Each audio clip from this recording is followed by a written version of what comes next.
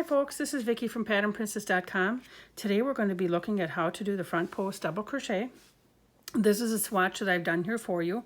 If you'll notice on the front post double crochet, when you're doing this, it makes beautiful columns on one side, but it is flat. On the other side, it creates a nice ridge here. This is 2 rows. One row is just regular double crochet, and then I did 1 row of the front post double crochet. This here, you can tell it looks different. This here is just regular double crochet, 2 rows of double crochet, and it's reversible. It looks the same pretty much on both sides. This here is your front post double crochet on top of one normal, actually it goes like this probably a little bit more. It's on top of a nice row of double crochet. And again, I'm going to show you here to line up. When you do the front post double crochet, it's normally a little bit shorter than your double crochet. So sometimes, today I'm using a chain 3 at the end. Some patterns call for chain 3 at the end of here, and some call for chain 2. Chain 2 probably lines up with the height, because you're going to lose a little bit of height on your front post double crochet. A little bit better than doing the chain 3, but either way, it's a beautiful stitch. Nice way to add some texture, very easy way to add some texture to any project you're working on. I have a small swatch that I've started here already. All that I've done is I've done a foundational chain, and then I've done double crochet. And then I turned it, and I actually, I did a chain 3, and then I've done 3 front post double crochets. And I actually used to do this wrong. I'm going to be honest, I used to do this wrong. But because to me, when you did a front post, you had to go in front of that post. But what it really means, get a yarn over, because remember, you're going to do a double crochet.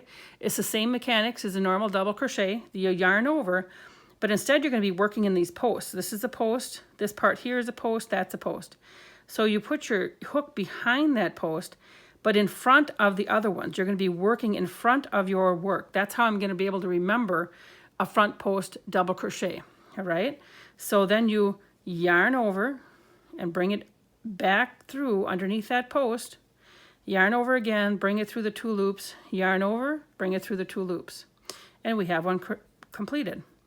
I'm going to yarn over again, put it behind this post, but we're working in front of the other post, right? So that is a front loop double crochet. Yarn over, bring through, yarn over, come through 2 loops, and yarn over, come through 2 loops. I'm going to do another couple here so you can see how it works. And it's just a lovely stitch.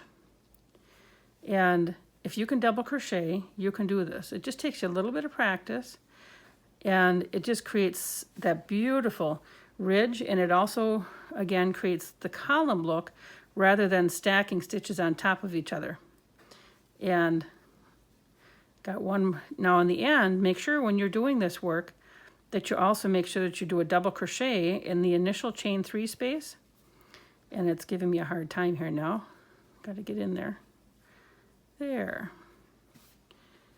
So this is done. So we have our columns that are made here. And again, take a look at our double crochet. This is more of a stack look, and this has columns. And again, we have the ridge on the other side. So I hope that you incorporate front post double crochet into your crochet work. Thank you very much for watching. Please remember to like, share, and subscribe, and have a wonderful day. Thank you.